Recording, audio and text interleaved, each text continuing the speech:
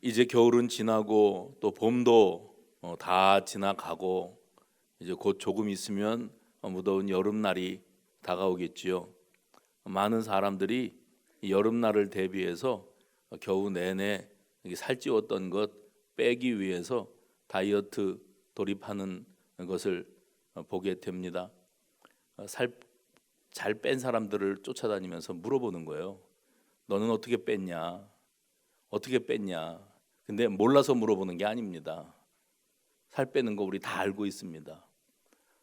활동하는 것보다 덜 먹으면 빠집니다. 먹는 것보다 더 많이 움직이면 빠집니다.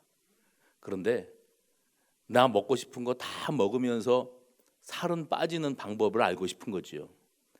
그런데 그런 방법은 없습니다. 돈도 마찬가지예요. 어떻게 하면 부자가 되냐? 어떻게 하면 부자가 될까? 그래서 돈 많이 번 사람들은 너 어떻게 부자가 됐냐고 물어봐요. 몰라서 물어보는 거 아닙니다. 우리는 다 잘 알고 있다니까요. 내가 쓰는 것보다 더 많이 저축해 놓으면 그러면 부자 되는 겁니다. 쓰는 것보다 더 많이 벌면, 또 내가 버는 것보다 덜 쓰면 그러면 그 사람 부자 되는 겁니다. 근데 사드릴 거 다 사드리고 쓸 거 다 쓰면서 부자 되는 방법은 없을까? 그런 방법은 이 땅 위에 존재하지 않습니다. 그래서 사람이 가지고 있는 욕망 가운데 최고의 욕망이 뭐냐면 탐심이에요. 그리고 그 탐심, 탐욕은 우상 숭배다. 우리 주님이 우리에게 가르쳐주고 계십니다.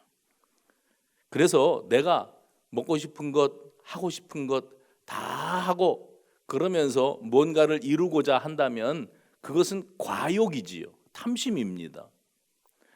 예수를 믿는 것도 이와 매우 흡사한 면이 있습니다. 우리가 어떻게 하면 구원을 받는가? 예수 믿으면 구원 받습니다. 아닌가 봐요. 우리가 예수 믿으면 구원 받습니다. 그런데 내가 예수 믿으면서도 할짓 못할짓 다 하고 살면서도 천국 가는데 아무 지장 없는 방법을 알고 싶은 거지요. 그런 방법은 없는 겁니다. 예수님을 나의 주인으로 모셔드리고 천국 백성 되고자 한다면 그러면 우리는 이 땅 위에서의 삶에서 많은 절제 해봅시다. 절제, 스스로의 욕망을 제어할 줄 아는 능력을 갖추어야 살도 빠지고 부자도 되고 예수도 잘 믿을 수가 있게 되어지는 거예요. 주 예수보다 더 귀한 것은 없네. 그런 찬양 있잖아요. 근데 그 찬양 가사에 세상 즐거움 다 어떻게 해요? 다 버리고 세상 자랑 다 버렸네. 버렸네. 세상의 즐거움, 세상의 자랑 이런 거 붙들고 싶은 욕망은 누구에게나 다 있습니다. 그러나 주 예수를 만난 이후에 주 예수를 믿는 것보다 더 소중한 가치가 없다고 판단이 되었어요. 그래서 내가 그동안 추구했던 모든 것들을 다 바울이 말했듯이 배설물로 여긴다. 아무짝에도 쓸모없는 것들이다. 그거 다 허망한 것이다. 그거 다 무의미한 짓들이다. 그래서 그거 다 버리고 오로지 우리 주님만을 섬기기로 했다고 결단하는 사람은 그 사람은 진정 하나님 나라의 주인공이 될 수 있을 줄로 믿습니다. 이게 안 되기 때문에 문제인 거예요. 어떤 율법주의자 부자 청년이 예수님께 찾아와가지고 그랬다는 겁니다.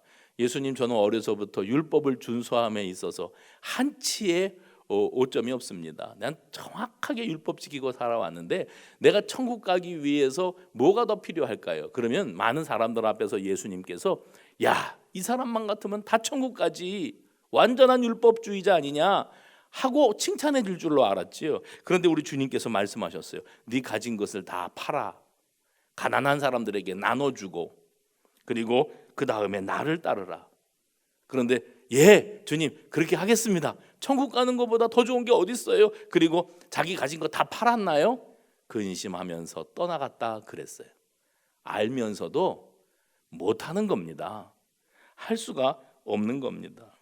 예수를 나의 구주로 영접하고 믿음으로 살아간다고 하는 것은 누구나 할 수 있는 간단한 결정인 것처럼 보이지만 실상 우리의 현실의 삶 속에서 내가 움켜쥐고 내가 집착하고 내가 몰두하는 그 모든 것들을 한순간에 다 내려놓고 주 예수보다 더 귀한 것은 없네 하면서 주님을 따르는 일을 실행에 옮긴다고 하는 것이 과연 그렇게 쉬운 일이 아니더라는 거죠. 오늘 본문은 빛으로 오신 예수님을 말씀하고 있습니다. 그러면서 10절 말씀해 보시면 이런 말씀이 있어요.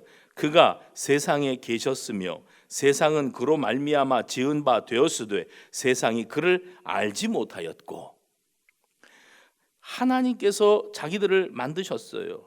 그리고 그분이 이 땅에 찾아오셨어요. 그럼에도 불구하고 그분을 알아보지도 못하였고 그분을 모셔드리지도 않았고 그분을 믿지도 않았다는 거예요. 누가요? 이 세상에 사는 모든 이들이 그렇게 살았다는 거예요. 예수님이 인간의 몸을 입고 이 땅 위에 피조 세계에 찾아오셨건만 그분이 지으신 세상의 사람들과의 만남 속에서 사람들이 자기들 눈앞에 자기를 지으신 이를 두고도 그분이 그분인 줄로 알아보지 못하였다. 그분을 못 알아본 것뿐만 아니고 11절에 보시면 자기 땅에 오매 자기 백성이 뭣도 안 했어요? 영접하지도 않았다. 예수님이 누구신지 못 알아본 것만 아니고 그분을 모셔드리지도 아니하였어요. 피조물인 인간이 자기를 만드신 분을 알아보지도 못하고 모셔드리지도 않았습니다. 이것이 자기에게 찾아온 복을 발로 걷어차는 거예요. 나에게 찾아온 복을 발로 걷어차는 일을 서슴지 않았던 것이 우리 인생들의 어리석음이었습니다. 못 알아보았고 그래서 영접하지 못했다는 것은 곧 예수를 외면하고 세상살이에 몰두하느라고 몰라서 안 하는 게 아니라 알지만, 어떤 부자 청년이 그랬듯이 알지만 지금 내가 자식도 키워야 되고 돈도 벌어야 되고 취업도 해야 되고 승진도 해야 되고 연봉도 올라가야 되고 노후 대책도 세워야 되고 내 집 한 칸도 장만해야 되기 때문에 지금 그 예수를 알아봤다고 할지라도 그 예수를 따를 겨를이 없어요. 그분을 모셔드릴 정신이 없어요. 세상살이에 몰두하고 살아가면서 가장 소중한 신분, 그것이 뭡니까? 하나님의 자녀. 하나님의 자녀라고 하는 이 거룩하고 특별한 신분을 자기들이 발로 걷어차는 커다란 실수를 범하는 인생이 우리들의 모습이었다는 것을 말씀은 가르쳐주고 있습니다. 그래서 나의 구원자로 이 땅 위에 빛으로 찾아오신 분 예수를 알아보고 영접했다면 그 결과는 어땠을까요? 그 내가 발로 걷어차버린 그 거룩한 축복, 특별한 축복, 그 특별한 권세가 어떤 것이었는지 알았다면 어떻게 되었을까요? 12절 말씀 보십시다. 12절 소리내서 읽어볼까요? 시작. 영접하는 자 곧 그 이름을 믿는 자들에게는 하나님의 자녀가 되는 권세를 주셨으니, 여기에 이런 표현이 나오는 겁니다. 하나님의 자녀가 되는 권세. 그러니까 하나님의 자녀가 되는 권세를 주셨다 그랬는데 여기 영접하는 자에게 그 권세를 주신다 그랬어요. 그러면 영접한다는 말은 곧 뭘 말하는 겁니까? 나의 삶의 중심에 그분을 모셔드리는 일. 어려운 일이 아니거든요. 내가 잔뜩 긴장하고 아니면 세상살이에 몰두하고, 그리고 어떤 부자 청년이 그랬듯이 네 가난한 자들에게 네 가진 것을 팔아서 나눠주고 그 다음에 나를 따라와라. 그게 실제 행동으로 옮기는 것은 간단합니다. 그런데 마음의 결단, 내가 이걸 포기할 수 있을까? 내가 쌓아놓은 부, 내가 그동안 추구해왔던 모든 것, 내 인생의 재미가 여기에 있었는데 참 이 특별한 하나님의 자녀가 되는 권세, 특권이지요. 이 권세를 얻기 위해서는 그걸 다 내려놔야 돼요. 근데 그 내려놓음이 되어지지를 않으니까 주님의 자녀가 되는 특권을 발로 걷어차고 사는 거예요. 그게 어리석은 우리들의 지금 이 순간의 현 주소였다고 말씀하고 있는 겁니다. 하나님은 당신의 형상대로 흙에서 인간을 빚으시고 그 코에 생기를 불어넣으심으로 특별하고 존귀한 존재로 살아가게 만드셨지요. 그런데 인간이 범죄함으로 말미암아 하나님의 존귀한 피조물의 자격을 박탈당하고 맙니다. 그러면 이제 하나님하고 인생의 관계는 끝이 난 겁니다. 그런데 하나님은 그 인생에 대해서 사랑을 버리지 못하세요. 그 사랑의 마음을 거두지를 못하세요. 미련을 버리지 못하고 계시는 거예요. 그래서 다시 한번 그 무너진 관계가 회복될 수 있는 길을 예비하기를 원하셨습니다. 바로 그것이 독생자 예수 그리스도를 이 땅 위에 내려 보내시고, 그리고 온 인류의 죄악을 다 짊어지시고 홀로 십자가의 대속의 죽음을 죽으시는 것, 그로 말미암아 죄악의 사슬에 매여 있던 저와 여러분, 우리들에게 새 생명의 소망을 허락하시고, 그리고 해방과 자유의 기쁨, 무너졌던 하나님과의 관계 회복, 이 놀라운 역사를 이루시기 위한, 이것이 바로 하나님의 큰 그림, 하나님의 구원 계획이었는 줄로 믿으시기를 바랍니다.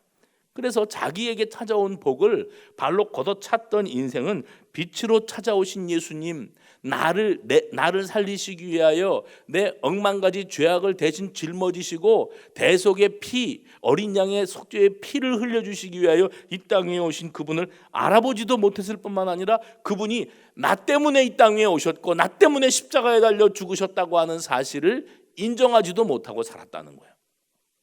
그러나 영접하는 자, 주님은 나 때문에 이 땅 위에 찾아오셨고 나 하나를 살리시기 위하여 대속의 십자가에 달려 보혈의 피를 쏟으시고 물과 피를 다 쏟으시고, 그리고 십자가에 달려 죽으셨습니다. 주님이 죽으신 지 사흘 만에 부활하시고 승천하셔서 지금도 하나님 보좌 우편에서 나를 위하여 중보하고 계심을 믿습니다. 영접하는 자, 곧 그 이름을 믿는 자들에게는 뭐가 되는 권세요? 하나님의 자녀. 해봅시다. 하나님의 자녀. 이렇게 외쳐봅시다. 나는 하나님의 자녀입니다. 여러분은 하나님의 자녀인 줄로 믿으시기 바랍니다. 왜요? 우리는 세상 모든 것 다 소중하고 또 거기에 집착할 만한 건 많고 거기에 마음 빼앗기고 몰두하는 그런 삶을 살아가는 사람들이 많아. 교회 가지, 예수 믿지, 언젠간 간다니까. 글쎄, 나를 귀찮게 좀 하지 마, 내가 알아서 갈 거야. 일단은 세상 재미 좀 보고 나 할 거 다 하고 애들 다 키워놓고 그리고 갈 거라니까. 그러다가 그냥 가버리는 거예요. 우리 인생은 누구나 하나님의 형상대로 만들어졌고 그로 말미암아 자기의 주인인 하나님을 알아뵐 수 있도록 만들어져 있습니다. 그러나 죄에 물들어서 세상의 생존을 위한 생존을 위하여 살아가는 존재인 줄로 자기가 착각을 하게 되어지고요. 그리고서는 하나님을 잊고 살지요. 그러다가 나의 삶의 주인인 예수 그리스도를 믿음으로 영적인 거듭남을 경험하면 하나님의 자녀라고 하는 특별한 신분을 회복할 수 있게끔 하나님이 길을 다 예비해 놓으셨는 거예요. 그래서 오늘 본문 12절은 선포하는 겁니다. 갈라디아서 3장 26절에도 이런 말씀이 있습니다. 너희가 다 믿음으로 말미암아 그리스도 예수 안에서 뭐가 되었어요? 하나님의 아들이 되었나니. 하나님의 아들이 되는 특권은 예수 그리스도를 자신의 구주로 영접한 사람들에게만 주어지는 권세입니다. 예수를 영접하는 자, 곧 그 이름을 믿는 자들에게는 하나님의 자녀가 되는 권세를 주셨다. 오늘 본문도 말씀하셨는데, 역으로 표현하면 이렇게 됩니다. 예수를 자신의 구주로 영접하지 않는 사람, 이 땅에 나를 구원하시기 위하여 오신 예수, 십자가에 달려 대속, 죄값을 대신 지불하는 죽음, 그 대속의 죽음을 죽으신 예수를 알아보지도 못하였고, 10절이죠. 영접하지도 않은 사람들은 매우 소중한 것을 놓치고 말았다. 그것이 바로 하나님의 자녀가 되는 권세다. 우리는 우리 가족들이나 우리 이웃들이나 내가 아는 사람들 가운데 이 하나님의 자녀가 되는 특권을 얼마든지 누릴 수 있는데 그것을 누리지 못하고 살아가는 수많은 사람들을 우리는 만나게 되어집니다. 아니, 어쩌면 여기에 안전은 있지만 아직도 이 하나님의 자녀가 되는 권세의 그 의미와 가치를 깨닫지 못하고 계신 분들도 있을런지 모르겠어요. 나의 죄를 용서하시기 위하여 십자가 죽음으로 대신 죄값을 치르신 그 소중하고 고귀한 그 죽음의 가치, 대속의 죽음의 가치, 그리고 그 용서의 선물을 거절하고 살아가는 사람들이 참으로 많습니다. 예수님은 요한복음 8장 24절에서 그 용서의 선물에 대해서 이렇게 말씀하셨어요. 그러므로 내가 너희에게 말하기를 너희가 너희 죄 가운데서 죽으리라 하였노라. 너희가 만일 내가 그인 줄 뭐 하면은요? 믿지 아니하면 너희 죄 가운데서 죽으리라. 내가 내 죄값을 내가 짊어져야 돼요. 당연하지요. 내가 뿌린 거니까 내가 거두어야지요. 내가 잘못한 거니까 내가 그 값을 지불해야지요. 그러나 그 불쌍한 영혼을 위하여 하나님 아버지께서 이 땅 위에 인간의 몸을 입고 찾아오신 이 놀라우신 구원의 사건, 이 사건이 있었기 때문에 우리는 내 죄값을 내가 치르노라고 허덕이며 살아갈 수밖에 없었던 그 자리에서 하나님의 자녀가 되어지는 특별한 은혜를 힘입게 되었다는 거예요.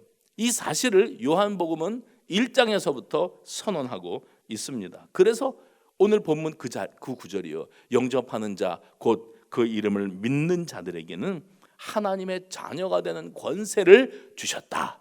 오늘 이 시간 이후로 하나님의 자녀가 되는 권세를 받았으니 그 하나님의 자녀다웁게 살아가는, 세상의 그 어떤 것에도 위축되거나 두려움에 떨지 아니하고 담대하게 나의 신분을 앞세우고 그 담대하게 그 거룩한 신분을 의지하고 나아가는 저와 여러분 되시기를 주의 이름으로 축원합니다.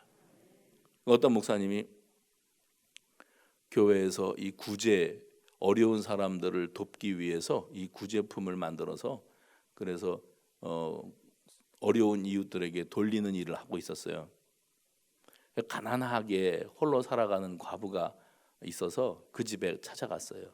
그래서 문을 두드린 거죠. 계십니까? 뭐요? 주려고 왔어요. 세금 거두러 온 거 아니에요. 헌금 거두러 온 거 아니에요. 일 시키려고 온 거 아니에요. 계십니까? 아무리 두드려도 조용해요. 아, 계세요? 꼭 전달하고 싶어요. 어렵다는 소식을 들었어요. 묵묵부답이에요. 아, 어디 갔나 보다. 돌아섰어요. 나중에 알고 보니까 집에 있었어요.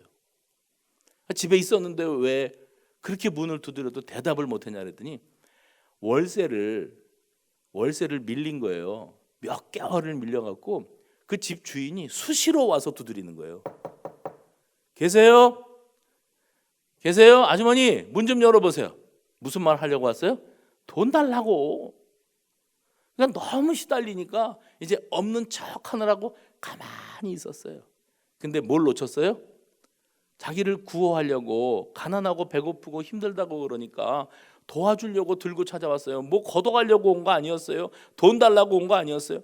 그런데 그걸 받을 수가 없었던 거예요. 그런데 우리는 이 소리를 들으면서 그 과부의 심정 충분히 이해가 됩니다. 영접하는 자 곧 그 이름을 믿는 자들에게는 하나님의 자녀가 되는 권세를 주셨다. 그 권세가 얼마나 소중한 권세인지 그걸 알아보지 못하는 사람들은 자기 발로 그 복을 걷어찼다. 안타깝지요. 그러나 이 시대에 저와 여러분, 아니 이 시대에 살아가는 많은 사람들이 그 복을 걷어찰 수밖에 없어요. 세상에 두려운 게 많고 의심 가는 게 많고 상처받을 일이 많고, 그래서 나를 사랑하사 나를 위하여 생명을 내어주시기 위하여 이 땅에 오신 예수, 이미 나를 위하여 대속의 십자가를 지시고 그 대속의 죽음을 죽어주신 예수, 이제 그분을 뭐만 하면 된다고요? 영접하는 자, 영접만 하면 되는데 이게 안 되는 겁니다. 지금 몰라서 못하나요? 알아도 안 하고 사는 겁니다. 그게 우리들의 각박한 삶의 현실이었다는 거예요. 사람들은 왜 예수님을 자신의 구주로 모셔드리고 살아가는 것을 그렇게 두려워할까요? 왜 그렇게 뒤로 미룰까요? 부담 안겨주려고 오신 게 아닌데, 뭐 연보 거두려고 오신 게 아닌데, 그저 값없이 우리를 사랑하시고 우리의 생명을 살리시기 위해서 오셨고, 그분은 진정한 십자가 대속의 죽음을 통해서 우리에게 용서의 선물, 해봅시다. 용서의 선물, 새 생명의 기쁨, 이것을 우리에게 선물 안겨주시기 위해서 이 땅 위에 오셨는데 사람들은 그 예수님을 왜 모셔드리지를 못할까? 세상은 날이 갈수록 불안해 가기만 합니다. 사스, 에볼라, 지카, 코로나, 듣도 보도 못했던 소리들이에요. 다 바이러스 전염병 이름입니다. 앞으로도 이런 새로운 이름들은 계속 나오겠지요. 이번에 사람들이 실감하게 된 게 한 가지 있습니다. 지구촌, 운명 공동체. 예전에는 다른 나라에 간다는 건 꿈에나 그리는 일이었어요. 돈이 있어도 내보내주지를 않은 때도 있었어요. 저는 처음 비행기 탈 때 그게 관광공사인지 어디에 가서 교육받았던 생각도 나요. 여권 하나 만들어주려고 교육받고 와야, 도장 받아야 여권 만들어줬어요. 가면 외국에 나가서 망신시키지 마라, 예의를 지켜라, 샤워실에 가서 그 샤워실 커튼을 욕조 안으로 넣고서 샤워 좀 해라 제발. 한국 사람들은 그냥 물텀벙을 만들어 놔가지고, 그래서 호텔을 물장판을 만들어 놓고 그거 배상하느라고 여행비보다 돈 더 들어가는 사람들이 많다. 그런 거 교육받았어요. 근데 지금은요, 지금은 마음만 먹으면 어디든지 갈 수 있는 시대였더랬습니다. 얼마 전까지. 그래서 우리나라 사람들 여행 광풍, 아니 빚을 내서라도 우리 청년들은 죽어라고 고생해갖고 아르바이트해서 비행기값 모아가지고서는 한 몫의 여행에다가 털어넣는 거예요. 실컷 구경하고 돌아와가지고 또 다시 아르바이트 뛰는 거예요. 야, 저렇게 힘들게 벌어갖고. 근데 그 여행의 가치, 그 여행의 즐거움을 인생의 기쁨으로 알고 살았었어요. 그러니까 이제는 지구촌, 이게 비행기 타고 열 몇 시간, 20 몇 시간, 30 몇 시간을 날아가야만 해도 그래도 이 조그만 땅덩어리 안에서 우리가 못 갈 곳이 아무것도 없었어요. 못 갈 곳이. 근데 지금은요, 이제 이 질병이 창궐하고 전염병이 퍼져나가는데, 이렇게 국경이라는 것은 상징적인 것일 뿐 사람들이 어디든지 마음껏 돌아다닐 수 있으니까 그 질병도 마음껏 퍼져나갈 수 있는 거예요. 무엇으로도 막을 수 없는 그런 위험천만한 땅에 우리가 지금 살고 있었다는 사실을 이번에 깨닫게 되었습니다. 멀게만 느껴졌던 유럽, 미국, 아프리카, 남미 대륙. 근데 이 질병의 확산 속도를 보면서 결코 먼 나라가 아니었다고 하는 사실을 이번에 알게 되었습니다. 그 다음에요, 선진국. 어제 그제 뉴스에 나오더라고요. 선진국. 왜 돈 많이 들어가면서 유럽 구경 갑니까? 여러분 그거 아십니까? 유럽에 가서 오스트리아나 스위스나 이런 광경을 보면 와, 천국 같다. 그냥 눈만 돌리면 다 작품이네, 달력이네. 그 말 딱 맞습니다. 달력이에요. 왠지 아세요? 어려서부터 우리가 보고 커온 달력의 그림은 다 스위스였어요. 오스트리아였어요. 거기 가가지고 애기들을 보는 거예요. 머리는 노랗고 짱구고 눈은 파랗고 쌍꺼풀은 짙고 눈이 쑥 들어간 아이들, 보조개가 쏙 있는 아이들을 보면서 인형 같으대. 왜 그런 줄 아세요? 우리가 어려서부터 보고 커온 인형이 그걸 보고 만든 인형이기 때문이에요. 그랬어요. 그러니까 문화 4대주의가 있어요. 유럽은 선진국이야. 그냥 길바닥에 나가서 건물만 봐도 200년, 300년 된 컬러풀한 건물들이 그냥 그 건축 양식에 따라서 쫙 늘어서 있으면 와, 이게 사람 사는 데지. 달력을 보고 그런 거예요. 그랬는데 그 나라가 선진국이 아니었다는 겁니다. 땅덩어리 넓은 미국이 꿈에 그리던 우리의 이상향이 아니었다는 겁니다. 돈만 많고 문화를 자랑을 하지 의료 체계에 있어서는 형편무인 지경이라. 어쩌면 우리는 개발도상국이라 그러는데 우리만도 못한 사람들이었더라. 그게 이제 또 만천하에 드러나게 되어지는 거예요. 경제적인 여유가 있는 나라도 그렇지 못한 나라도 있겠지요. 군사력이 강한 나라도 있고 그렇지 못한 나라도 있겠고, 때로는 민주주의가 발달된 나라도 있겠고 독재자가 통치하는 그런 나라도 있겠지요. 그런데 그 모든 차이와 차별들이 이 전염병이라고 하는 사실 한 가지 앞에서 큰 영향을 발휘하지 못했어요. 전쟁보다도 더 무서운 것이 이 바이러스로 말미암은 비극적인 상황이라는 사실을 인류가 깨닫기 시작했습니다. 그동안에는 물질 만능주의가 우상이 되어서 사람들이 경제적인 풍요로움을 갖추고 있으면 평화는 저절로 찾아온다고 생각을 했어요. 이 물질, 돈으로 평화를 살 수 있다고 여겼던 겁니다. 게다가 의료 수준이 높은 나라에 살면 그러면 다른 미개한 나라들, 의료의 질이 떨어지는 나라들보다 훨씬 내가 안전하고 그리고 더 오래 살 수 있는 보장이 된다고 생각들을 하고 살았습니다. 그런데 그동안 우리가 생각했던 평화, 안전, 이 모든 것들이 다 헛된 망상이었다는 것을 또한 이번에 깨닫게 되어지는 겁니다. 죄악이 관영한 시대의 홍수 심판으로 하나님께서 이 땅을 심판하실 때에 어느 한 지경만이 아니라 온 지구 땅덩어리가 다 홍수 심판을 받게 되어지는 겁니다. 멸절당하는 거지요. 하나님의 준엄한 심판의 메시지는 어느 민족, 어느 한 나라의 어떤 개인에게만 국한되어지는 것이 아니라 온 인류를 향한 것이었다고 하는 사실을 우리는 잊으면 안 됩니다. 성경은 이미 우리에게 교훈하셨어요. 여호와께서 말씀하시기를 악인에게는 평강이 없다 하셨느니라. 악인에게는 평강이 없다. 평강인 줄로 알았어요. 돈이 있으니까, 건강하니까, 이 사회 기반 시설이 잘 갖춰져 있으니까, 이 나라가 안정되어 있으니까 평강인 줄로 알았어요. 그런데 그 평강인 줄 알았던 나라 사람들이 우리나라를 바라보면서 저 김정은이 때문에 언제 핵무기가 날아다니는지 모르고 전쟁의 위험이 있고 빨리 거기서 나오라고, 우리 미국으로 오라고, 유럽으로 오라고, 여기가 안전하다고. 그런데 그 사람들이 지금 한국으로도 못 끼어들어오고 발만 동동 구르고 있는 거예요. 안전한 곳이 어디가 있습니까? 안전한 곳은 아무 데도 없는 거예요. 하루에도 수천 명씩 죽어나가는, 그리고 이제 거의 200만 명을 넘어선다고 그러지 않습니까? 이렇게 엄청난 사람들이 병에 걸리는 이로운 현실 속에서 사람들은 두려움 가운데 떠는 겁니다. 그동안 우리가 뭘 믿었던 것인가?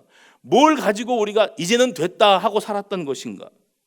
너무나 익숙했던 모든 것들이 다 박탈당하고 그리고 생각지도 못했던 상황들을 겪으면서 사람들은 하나님의 준엄한 심판을 생각할 수밖에 없게 되었던 겁니다.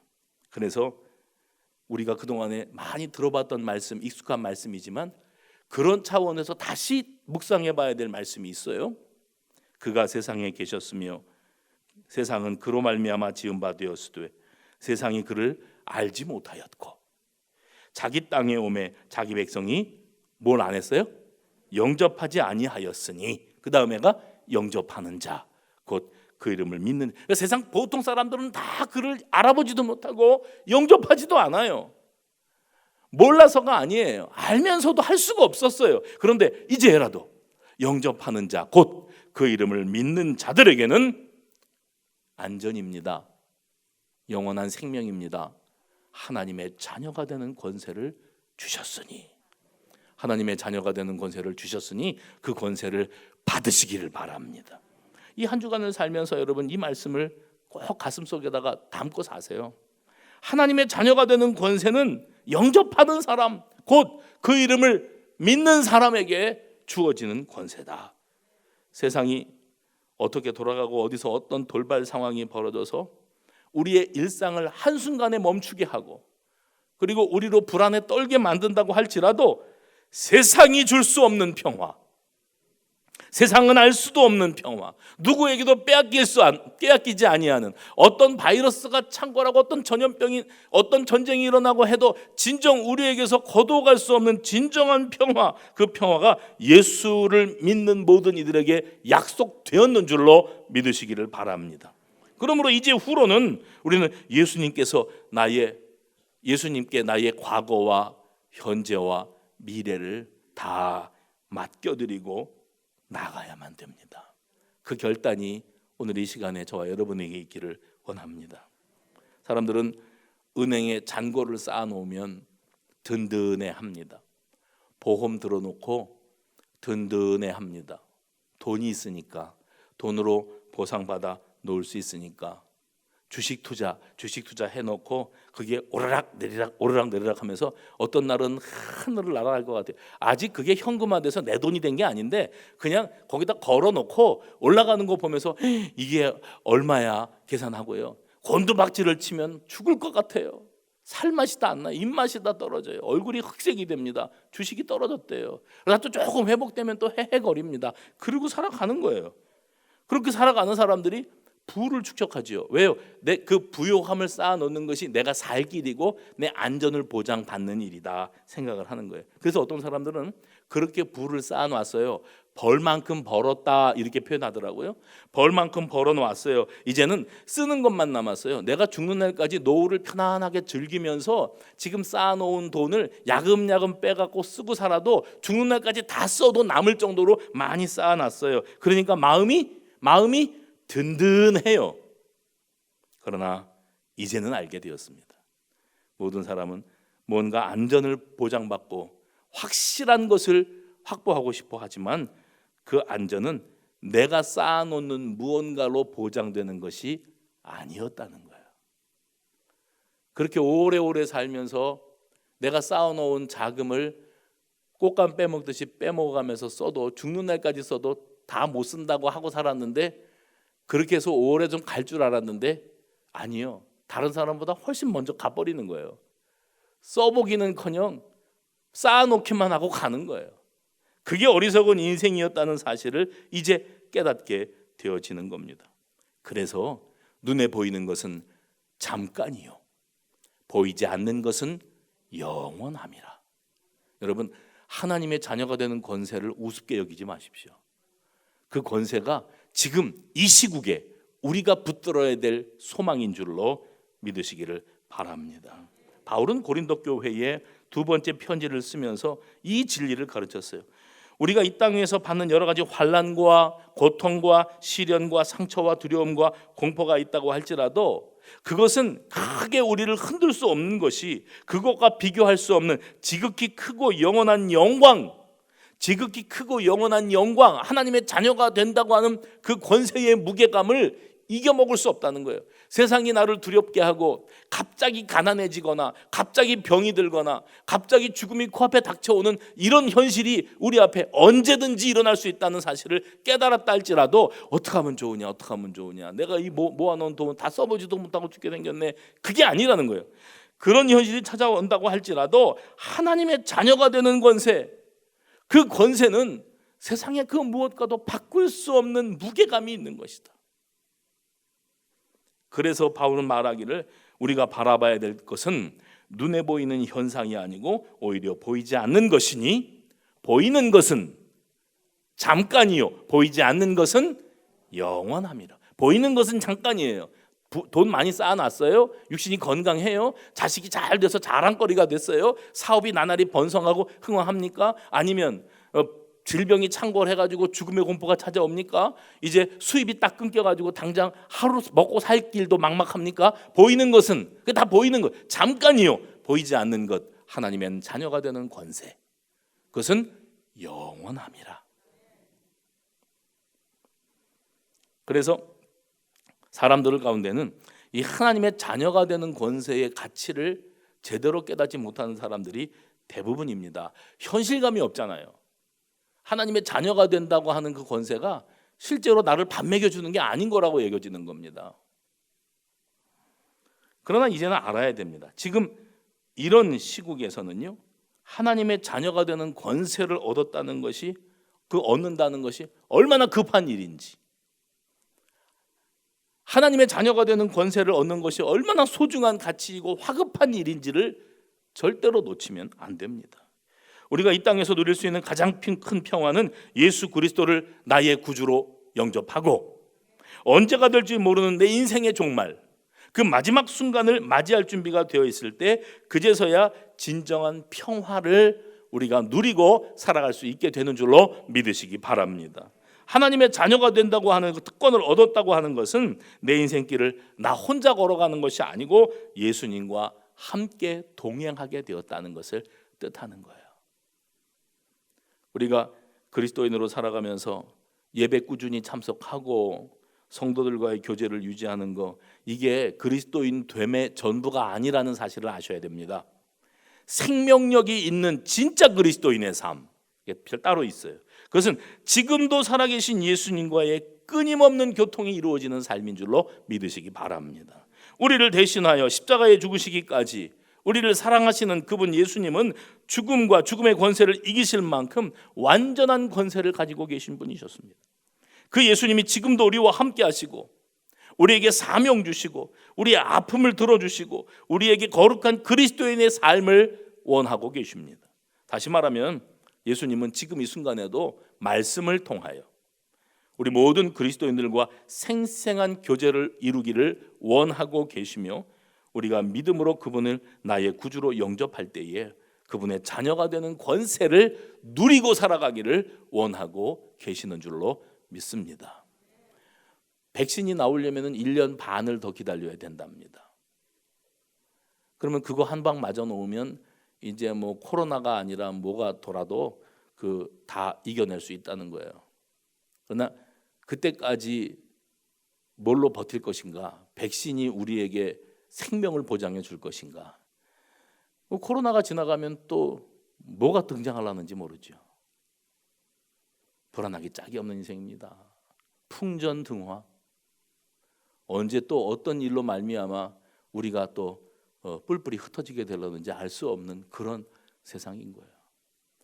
영접하는 자, 곧 그 이름을 믿는 자들에게는 하나님의 자녀가 되는 권세. 오늘 저와 여러분은 하나님의 자녀가 되는 권세로 무장되는 한 날이 되시기를 주의 이름으로 축원합니다. 하나님의 자녀가 되는 권세를 얻은 사람에게는 안식처가 보장되어 있습니다. 마태복음 25장 34절 그때에 임금이 그 오른쪽에 있는 자들에게 이르시되 내 아버지께 복받을 자들이여 나와 창세로부터 너희를 위하여 예비된 나라 너희를 위하여 예비된 나라를 상속받으라 그랬고요. 요한복음 14장 1절에서 3절 보면 너희는 마음에 근심하지 말라 하나님을 믿으니 또 나를 믿으라 내 아버지 집에 거할 곳이 많도다 그렇지 않으면 너희에게 일렀으리라 내가 너희를 위하여 거처를 예비하러 가노니 가서 너희를 위하여 거처를 예비하면 내가 다시 와서 너희를 내게로 영접하여 나 있는 곳에 너희도 있게 하리라. 예수님 말씀하고 계시는데 분명히 어떤 장소, 거처, 나 있는 곳, 아버지 집, 거할 곳 계속 어떤 장소를 말씀하고 계세요. 여기에는 분명히 예수님의 계획이 있으신 거예요. 우리는 하나님의 자녀가 되었으니 하나님의 나라에 들어가고 그곳에 머무는 것이 우리의 종착역이 되어질 줄로 믿으시기를 바랍니다. 분명히 예수님은 우리를 위하여 거처, 우리가 머물 수 있는 곳을 하나님 나라에 예비해 놓으셨다고 선언하고 계십니다. 천국은 슬픔과 두려움, 질병, 아픔, 고통과 죽음이 없는 곳입니다. 오직 그곳은 영접하는 자, 곧 그 이름을 믿는 자들을 위하여 우리 주님이 예비해 두신 곳인 줄로 믿으시면 아멘 하시기 바랍니다. 그래서 잘 알려진 요한복음 14장 6절에 예수님 이런 말씀하신 거예요. 내가 곧 읽어보세요. 시작. 예수께서 이르시되 내가 곧 길이요 진리요 생명이니 나로 말미암지 않고는 아버지께로 올 자가 없느니라. 예수님은 십자가 대속의 죽음으로 우리 구주 되시는 특권을 얻으신 겁니다. 그리고 동시에 그 주님을 영접하는 우리에게는 하나님의 자녀가 되는 권세를 부여하실 수 있는 겁니다. 우리가 나의 구주 되시는 그분을 구원자로서의 권세를 인정하지 않고 그분을 영접하지도 않고 믿지도 않는다면 우리 예수님은 우리와 아무 상관도 없는 분이 되고 마는 거예요. 그래서 말씀하시기를 내가 문 밖에 서서 두드리노니 누구든지 내 음성을 듣고 문을 어떻게 하면요? 열면 영접하는 자 문을 열면 내가 그에게로 들어가 그와 더불어 먹고 그는 나와 더불어 먹으리라. 여기서 내 음성을 듣고 문을 열면 하셨던 그 구절과 오늘 본문에 영접하는 자 그 이름을 믿는 자들에게는 이 말씀은 맥을 똑같이 하는 겁니다. 하나님의 자녀라고 하는 신분은 아무나 얻을 수 있는 것이 아닙니다. 이 혼란스러운 시대에 한치 앞을 내다볼 수 없는 그런 시대에 오직 예수님이 약속하신 그 거룩한 신분을 확실히 부여잡고 하나님께로 난 자로 당당히 살아가는 저와 여러분 되시기를 주의 이름으로 축원합니다. 우리 감사의 고백합시다. 우리에게 하나님의 자녀가 되는 권세를 주심에 그리 아니하실지라도 그럼에도 불구하고 다 이해할 수 없을지라도 감사합니다. 기도하겠습니다. 하나님 참으로 감사합니다. 거룩한 주일 이 자리에는 참 오랜만에 주일 예배 현장에 찾아온 이들이 많이 있습니다. 주님 저들을 긍휼히 여겨주시고 강한 팔로 붙들어 주옵소서. 영접하는 자 곧 그 이름을 믿는 자들에게는 하나님의 자녀가 되는 권세를 주셨다 하셨사오니 하나님의 자녀의 권세로 무장되게 하시고 세상의 그 어떤 것도 흔들 수 없는 참된 평강과 확신을 부여잡고 살아가는 우리 모든 수송가족들이 되게 하옵소서. 예수님의 이름으로 기도하옵나이다.